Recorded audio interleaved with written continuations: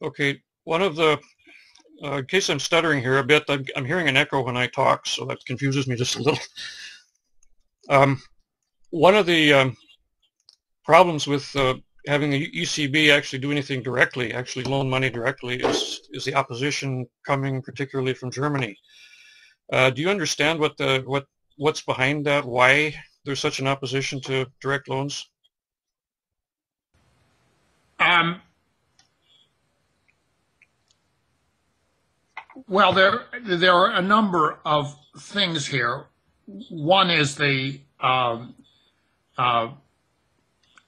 always cited as the traditional fear of inflation, which is based upon a clearly incorrect view of the consequences of a strategy like this. There's simply, as we saw in the United States when the Federal Reserve expanded its balance sheet by trillions of dollars, there is no inflationary impact from this kind of purely financial change in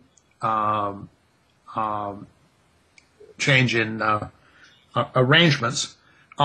There is beyond that a people who are committed to the previous view of how the European Central Bank should function as a purely monetarist institution, purely focused on price stability, are having a hard time coming to grips with the world in which we actually live, in which the Eurozone would have fallen apart already if the central bank had not stepped in to buy bonds, which it is now doing, of course, and has been doing for some time. And I suppose, thirdly, there is a question of what adjustment would be imposed on the banking system, and people who are primarily concerned about that may be using their concerns about the stated concerns about the European Central Bank, which are not really meritorious, to support an argument that they're actually making for other reasons. Okay, there's also been this, people a lot of times ask the question, and we certainly ask the question, what is actually the point of having the central bank loan money to banks that they in turn loan at much higher interest to sovereigns? Well, bankers like that. Instead of having, is there any social benefit to that, or financial benefit to that? That's a different question. Well, in principle, you want to have private bankers in a framework in which they compete with each other in some substantial way, making the underwriting decisions for private business. Someone has to do it. Bankers are, in principle, professionals trained to evaluate business risk and profit potential, and decentralization and competition between them are, in principle, good things. Unfortunately, that is not a description of the banking system that we have. And the problem with the banking system that we have is that it is a compound of regulatory arbitrage, tax avoidance, the packaging and sale of doubtful and, in many cases, fraudulent instruments from that originated in the United States and were peddled to European investors in the years before the crash in 2008, and zombie institutions whose function is borrowing from the central bank at zero interest rate and lending to governments at much higher interest rates and pocketing the change, and then, of course, sitting there in the position where they need to be bailed out when the bond prices fall. This is, of course, none of this has any particular social utility. It's probably a good time to get back as to what really started the financial crisis in 2008. There's what's been the story that's been told here by German government and German media is essentially that everything started in the U.S.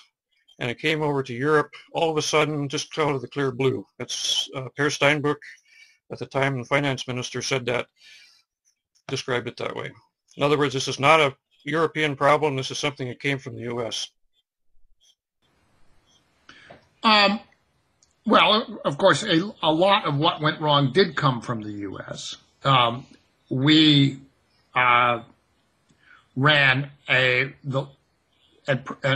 allowed the largest financial fraud in history to develop in the housing finance market, and allowed the counterfeit mortgages to be laundered and essentially fenced to European investors who were the marks in what was a colossal, an epic scam.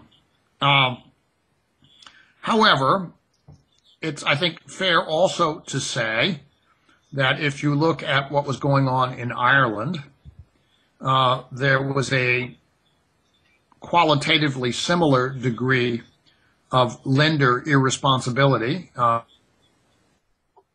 We now know that inside Europe, a very similar, qualitatively similar phenomenon was going on, for instance, in Ireland with the underwriting of commercial real estate and shopping mall development, this kind of thing. The housing boom in Spain had at least in macroeconomic terms, a similar characteristic. And one can go down the list. So I think it's fair to say that in all of these credit booms, there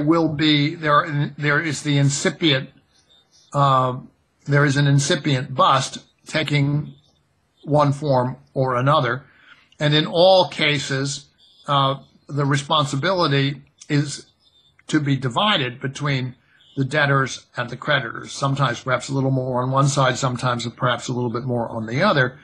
But people who have been in the financial sector for any length of time should know that this is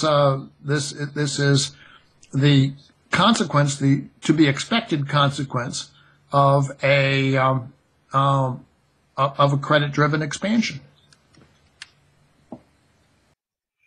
Okay, getting on to current activities on the Eurozone, what is your opinion about what's currently being planned? I mean, it's obviously not working, but do you feel that a haircut is a good thing, a necessary thing, a useful thing?